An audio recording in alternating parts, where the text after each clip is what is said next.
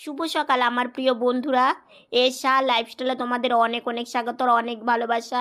তোমরা সবাই কেমন আছো? আশা করি যে যেখানে আছো ভালো আছো, সুস্থ আছো। আমরা ভালো আছি। আজকে হচ্ছে সোমবার, আর এখন বাজে 7:40। নতুন দিন, নতুন সকাল। তোমাদের সঙ্গে নতুন একটা ভিডিও শুরু করলাম বন্ধুরা।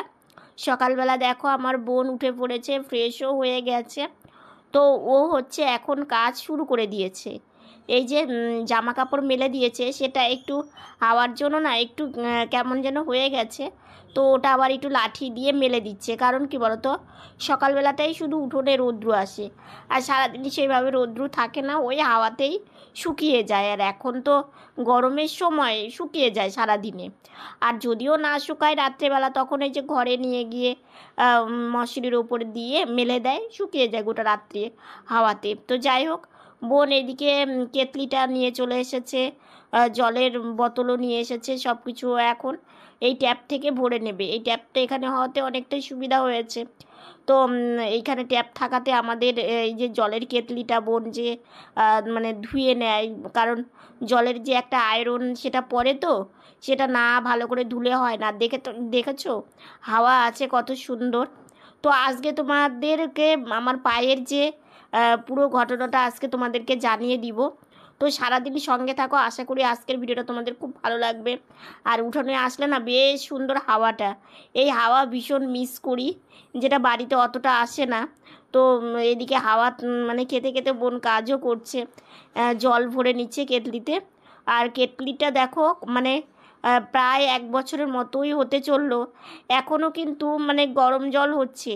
আর হয়তো বলবে দিদিভাই তোমরা গরমকালেও হয় মানে গরম জল তোমাদের লাগে? হ্যাঁ গো, আমাদের লাগে। কারণ কি বলো তো, আমাদের ব্যথার শরীর, তো আমাদের সব সময়ই গরম জল দিয়েই স্নান করতে বলেছে ডাক্তার। তো যেটা বলেছে আমাদের সেটা তো মেনে চলতেই হবে। যখন যেদিন বেশি গরম পড়ে না, ভাবি যে একটু ঠান্ডা জলে স্নান করি। ও বাবা, স্নান করে কানে ব্যথা, না হলে এখানে সমস্যা ওখানে সমস্যা, মানে তখন মনে হয় কি গরম জল দিয়ে কষ্ট করে স্নান করাটাই ভালো। তো এত সুন্দর হাওয়া, মানে কি দেখো, মানে দেখতেও ভালো লাগছে। তো যাই হোক, বোনের সব কিছু করা হয়ে গেল, মানে জলের বোতল কেটলি ভরা কমপ্লিট হয়ে গেল। বোন এই যে এখন জলের বোতলটা টেবিলে রেখে দেবে, তারপরে কেটলিতে জলটা গরম করতে বসিয়ে দেবে। ও যাবে স্নানে। সকাল টাইমটা না ও খুব একটা রেস্ট পায় না। কারণ কি বলতো, এগুলো যদি ও না করে না, খুব অসুবিধে হয়ে যায়। আর একটা কথা কি বলতো, মানুষের জীবনে দেখবে সেরকম শান্তি কিন্তু কারো ভেতরই নেই। আর আমাদের জীবনে তো আরোই বেশি মানে সমস্যা। আজকে একটু ভালো হলে, হাঁটা চলাফেরা করলে, কাজ করলে, সেই কাজটার কিন্তু বেশি সময় লাগতো না। আর আজকে এরকম জন্য, প্রতিবন্ধীর জন্য কাজটা করতেও কতটা সময় লাগে, গাড়ি চালিয়ে যাওয়া তারপরে আসা, মানে অনেকটাই কষ্ট। হয়তো কষ্টটা মুখে মানে সবসময় তোমাদের কাছে প্রকাশ করি না, কিন্তু কি করব বলো, কিছু করারও নয়। তো যাই হোক, রান্নাঘরে দরজাটা বন্ধ করে দিল মা। ওইদিকে ভাইসোনার ঘরে চলেও গেছে, ভাইসোনাকে সকালবেলা পুজো দিতে। আর সকালবেলা মানে এই পুজোর কাজটা হয়ে গেলে মনে হয় কি বলো তো, অনেক বড় কাজ হয়ে গেল।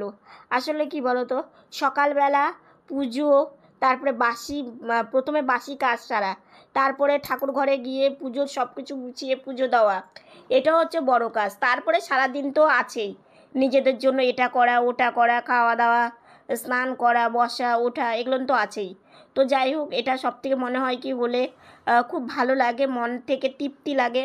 তো যাই হোক, বোন ওইদিকে গিয়ে আমার ব্রাশটা নিয়ে আসলো। ব্রাশ এনে ও টেবিলে সব কিছু গুছিয়ে রাখে, তাহলে মায়ের ঠাকুর ঘর থেকে বেরিয়ে সোজা রান্নাঘরে ঢুকে রান্না করতে বসিয়ে দেয়। কারণ বোন আবার সময় মতো বেরোতে হয়। দেখো আমাদের মতো মানুষের সব দিকেই মানে কষ্ট। এই যে দেখো, আজকে বোন কাজ না করলে আমাদের সংসারটা কিভাবে চলবে? আমাদের সারাদিনে এতটা মানে চিন্তার মধ্যে দিয়ে যেতে হয়, সেটা তোমাদের কি বলবো। আমি কিন্তু এখনও ঘুম থেকে উঠিনি, কারণ আমি অনেকটা বেলা অবধি আমি শুয়ে থাকি। মা যখন বেরোবে তারপরে আমি হচ্ছে উঠি। মা আমাকে গাড়িতে বসিয়ে দেয়, তারপরে আমি আমার ব্রাশ করা, সকালকার ব্রেকফাস্ট করা, এগুলো আর কি করি। তো বোন এখন মাথাতে তেল দেবে। তো বোনের স্নান হয়ে গেছে, মা আমাকে বসিয়েও দিয়েছে। ওই যে দেখো বোন সবজি বানাচ্ছে আর মা রান্নাও বসিয়ে দিয়েছে। তো আমি ফ্রেশ হয়ে এসে ঘরে এসেছিলাম, চোখে চশমাটা পরে নিলাম, কারণ চশমা ছাড়া আমি থাকতেই পারি না, আমার অনেকটা অসুবিধা হয়।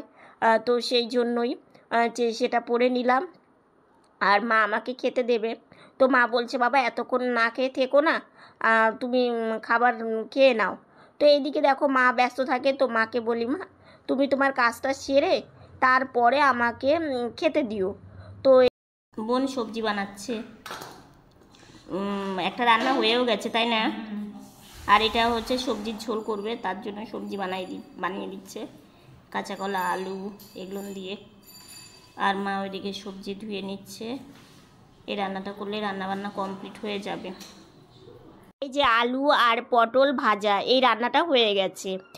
আর হচ্ছে বোনের সবজি বানানো হয়ে গেছে, এখন সবজিটা বসিয়ে দিয়েছে, সবজির ঝোল করবে। আজকে জানো তো মাসকালাইয়ের বড়িটা ছিল না, তো মটরের বড়ি ছিল, সেটাই আজকে রান্না করবে। আর কাকিমাকে বলা হয়েছে, দেখা যাক কোন দিন দেয়। আর এদিকে মা আমাকে খেতেও দিয়ে দিল তক্তা, তারপরে চিড়ে, মানে সকালে আমি যেটা ব্রেকফাস্ট করি। তো আজকে সেই রৌদ্র উঠেছে বাবা, কি গরম সকাল থেকেই, সারাদিন বেশ গরম যাবে, মানে বৃষ্টি হচ্ছে না, বৃষ্টি হলে তো হতেই থাকে, তো বেশ গরম পড়বে। দেখো একবার রোদ উঠছে, আবার একবার রোদ হচ্ছে চলে যাচ্ছে। তো এখানে একটু বসে আছি, কারণ এই দরজার কাছে বসে থাকলে না বেশ ঠান্ডার হাওয়া আসে। তো এইদিকে একটু বোন তো চলেই গেছে অনেকক্ষণ আগেই, তো মা আমাকে একটু খেতেও দিয়েছে, ভাত খেয়ে ওষুধ খেলাম, খেয়ে এই যে আমি এখন বারান্দায় যাচ্ছি, একটু বারান্দা থেকে ঘোরাফেরা করে আসি, কারণ বারান্দায় আসি আমি একটু খাওয়া দাওয়ার পরে, রোজই প্রত্যেক দিনটা শেয়ার করা হয় না। তো বারান্দায় এসে কিছুক্ষণ বসবো, আবার অনেক সময় বসাও হয় না। মা ওইদিকে বাসন মাজছে, মানে বোন তো চলে গেছে অনেকক্ষণ, তো ভাই সোনার বাসন মাজবে, খাবারের বাসন মাজবে, এগুলো করতে মায়ের সময় চলে যাবে। আর এদিকে দেখো আমাদের বারান্দাতে কতটা রৌদ্র আসে জানো তো, মানে শীতের দিনে এতটা আসে না, গরমে কালেই বেশি আসে, শীতের দিনে আসলে তো বেশ এখানে এসে বসে থাকা যেত। আর দেখেছো কি কত সুন্দর হাওয়া উঠেছে, দরজার পর্দাটা কত সুন্দর নড়ছে। আর একমাত্র কি বলো তো, বারান্দাটায় আসলে মনে হয় কি পুরো মানে খোলামেলা একটা জায়গায় এসে বসে থাকলে মনে হয় চারিদিকের প্রকৃতি, রাস্তাঘাটের দিকে তাকিয়েই থাকি। তো এখানে একটা ঢেল পড়েছিল, মানে জানি না কোথা থেকে এসেছিলো, সেটা আমি আবার ফেলে দিলাম। তো যাই হোক অনেকক্ষণ বসেছি, যাই বাড়িতে গিয়ে একটু শুতে হবে, কিছুক্ষণ একটু ভাবলাম বসবো, তো দেখছি আর পাচ্ছি না বসে থাকতে। তো হাওয়া আছে কিন্তু তবু যে রৌদ্র উঠেছে, তো সেই জন্য গরমটাও বেশ পড়েছে। তো যাই হোক থাকবো না বেশিক্ষণ, এখন হচ্ছে ঘরে যাই। আর মাকে বলি মা আমাকে একটু বিছানাতে উঠিয়েও দেবে, কিছুক্ষণ শুয়ে থাকি, কারণ ভিডিওর কাজ আছে, এডিট করতে হবে, কারণ এডিটটা তো করতে পারি না, তো দিনের বেলা করি। তো সেই জন্য এখন ঘরে চলে যাচ্ছি। তো অনেকক্ষণ পর তোমাদের সামনে আসলাম। দেখো কোথায় বেরিয়েছি, রাস্তাতে, হ্যাঁ গো রাস্তাতে বেরিয়েছি, যাচ্ছি কোথায়, একটু দোকানে। তো সেই জন্যই বেরিয়েছি, একটু দোকানে যাচ্ছি, এখানে একটা দোকান নতুন হয়েছে, তো তো আমরা যাচ্ছি ওখানে বিস্কিট আনতে, বিস্কিটটা বাড়ন্ত হয়ে গেছে। আকাশটা না লাল, দাঁড়াও তোমাদের আরও একটু ভালো করে দেখা, আকাশটার দিকে তাকিয়ে থাকলে এত ভালো লাগে, মনে হয় আকাশের দিকে তাকিয়েই থাকি। আর এই যে এই দোকানটা না নতুন হয়েছে জানো, তো এই দাদাটাও বেশ ভালো, যেদিন নতুন মানে এর আগেও হয়েছিল, মাঝখানে বন্ধ করে ফেলেছিল, এখন আবার নতুন করে ভালো করে করেছে। তো দাদা বললো যে আসবি, আমরা বললাম হ্যাঁ হ্যাঁ অবশ্যই। তো এসেছি, চলো জিনিস নেই। তো বৌদি বলছে যে পুজোতে নেল পালিশ লাগলে, তারপরে চুলের গার্ডার, এগুলো সবই তুলেছি বুনু, এসো। তাই বললাম ঠিক আছে দেখা যাক। তো মা এদিকে বিস্কিট নিচ্ছে, আর আমি হচ্ছে যেখানে বসে আছি।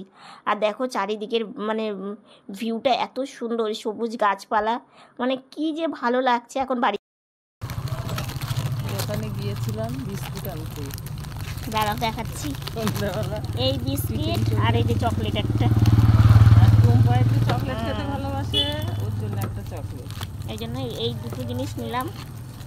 বাবার দোকানে আসলে যা মানে একটু জিনিস মানে অনেক টাকা হয়ে যায়। বোন এই যে দেখ, মা তোর জন্য এই যে চকলেটটা নিয়ে আসলো। আমি মাকে বললাম যে বোন চকলেটটা খেতে ভালোবাসে, আর বিস্কিট এনে খুশি খুশি হয়েছিস? হ্যাঁ, ওই চকলেটটা খেতে ভালোবাসে। তো গেলাম যখন ভাবলাম নিয়ে আসি, সবাই মিলে মানে খাওয়া হবে। গুড ইভিনিং বন্ধুরা। দোকান থেকে এসেই মা তাড়াহুড়ো করে সন্ধ্যাবাতি দিল, সন্ধ্যাবাতি দিয়ে একটু বসলো, আমি একটু ঠাকুর প্রণাম করলাম, করে একটু বারান্দায় গিয়ে বসলাম। তারপরে মা আমাকে বিছানাতে উঠিয়ে দিল। আর হচ্ছে এখন খাবো ঔষধ, এই যে ঔষধের বাটি গ্লাস এগুলো দিয়েছে। আর এইখানে জলের বোতলও তো থাকেই আমার কাছেই জলের বোতল থাকে সব সময়। এই যে দেখো জলের বোতলও দিয়েছে। তো এটা দিয়ে আমি এখন ওষুধটা খেয়ে নিব। ঔষধ খেয়ে একটু কিছুক্ষণ ওয়েট করব, কারণ এটা খেয়ে কিছুক্ষণ একটু মানে থাকতে হয় আর কি। তারপরে চা খাবো। মা এখন ভাইসোনাকে সেবা দিচ্ছে, রাত্রে সেবা দিয়ে তারপরে ভাইসোনাকে শয়ন দেবে, তারপরে আমাদের চা বসাবে, চা খাবো। আর তো আমি ভাবলাম এতক্ষণ বসে আমি কি করব, কারণ এতক্ষণ বসে থাকা আমার পক্ষে সম্ভব হয় না। তো সেই জন্য আমাকে হচ্ছে বিছানাতে উঠিয়ে দিয়ে তারপরে মা আবার ভাইসোনার ঘরে গেল। আর বোন এখন গাড়িতে বসেছে, একটু বসে একটু বারান্দায় যায়, তারপরে হচ্ছে মানে একটু ঘোরাফেরা করে। ও এখন গাড়িতে বসেছে। তো ঠিক আছে, আমি হচ্ছে ওষুধটাকে খেয়ে নিই, অনেকটা দেরি হয়ে গেল। তো ওষুধটা আমি খেয়ে নিয়ে তারপরে চা খাবো, চা খেয়ে একটু রেস্ট নিব, তারপর দেখা যাক কী করি।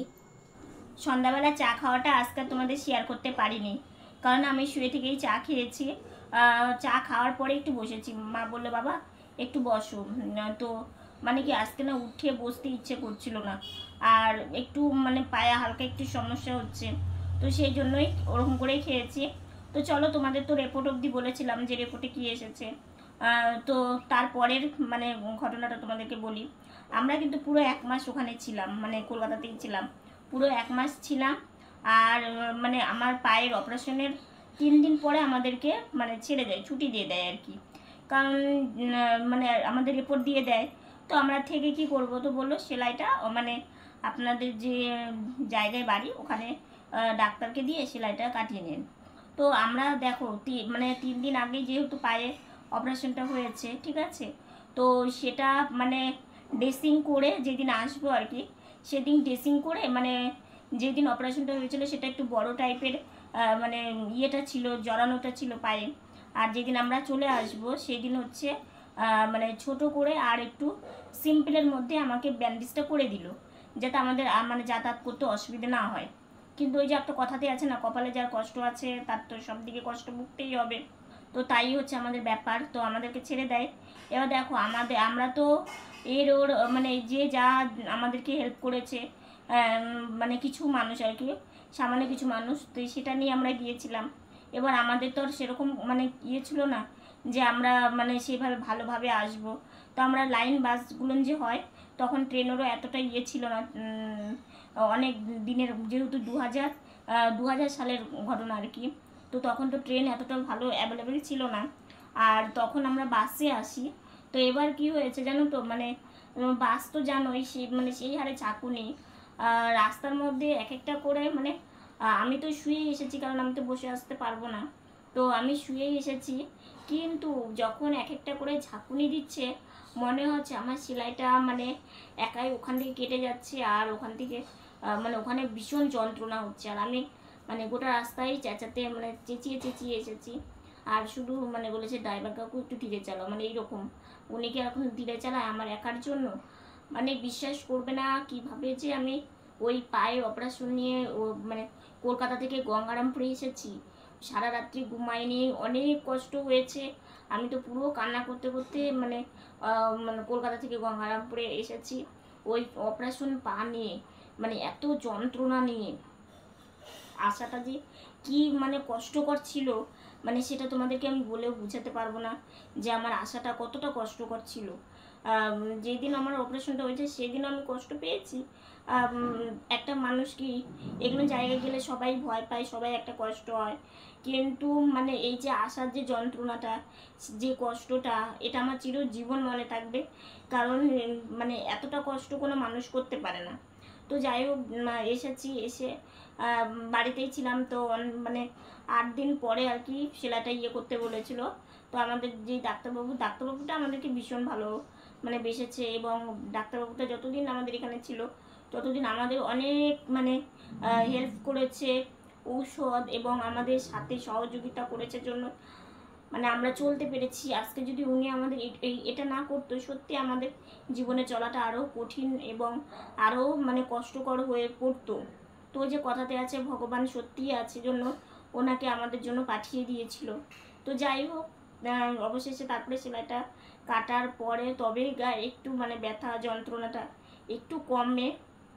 মানে একটা মানুষের যে কত মানে কষ্ট সেটা একমাত্র আমাদের মতো আমরা এই দিনগুলো পার করে এসেছি জন্য আমরা এই জিনিসটা ভালো বুঝেছি, ভালো জেনেছি, এবং আমাদের মানে এই কষ্টের দিনগুলোর কথা এখনো মনে পড়লে পুরো বুক কেঁপে আসে এবং মানে চোখ দিয়ে মানে জল চলে আসে এই দিনগুলোর মানে কথা মনে পড়লে। এরকম আমাদের জীবনে আরও অনেক অনেক ঘটনা আছে যে আমাদের সেই দিনগুলো পার করে আসা এবং আমাদের সাথে মানে কত কিছু হওয়া। যেমন বোনের কথা কালকে তোমাদেরকে বললামই যে এতটা কষ্ট আমাদের জীবনে মানে অন্যের জন্য আমাদেরকে ফেস করতে হয়েছে, কিন্তু হ্যাঁ তার মধ্যে অনেক ভালো মানুষও পাশে ছিল জন্য চলে মানে এই জায়গায় আসতে পেরেছি। হ্যাঁ এই যে যেমন তোমরা আমাকে অনেকে সবাই আমাকে খুব ভালোবাসো, এবং তোমাদের ভালোবাসা মানে ভালোবাসা এবং তোমাদের আশীর্বাদ আছে জন্যই আজকে আমি এই কাজটা করতে পারছি। তো দেখো তোমরা যদি আমাকে ভালো না বাসতে এবং আমার পাশে যদি না থাকতে তাহলে কিন্তু আমি সত্যি এই কাজটা আমার করতে আমি পারতাম না। তো এইভাবেই তোমাদেরকে বলবো, শুধু তোমাদের কাছে এইটুকুনি চাই, শুধু একটু ভালোবাসা দিও। তো আজকে তোমাদেরকে বললাম যে ওই অপারেশন পা নিয়ে আমি কত কষ্ট করে কলকাতা থেকে গঙ্গারামপুরে এসেছি, এই ঘটনাটা আজকে তোমাদেরকে জানালাম।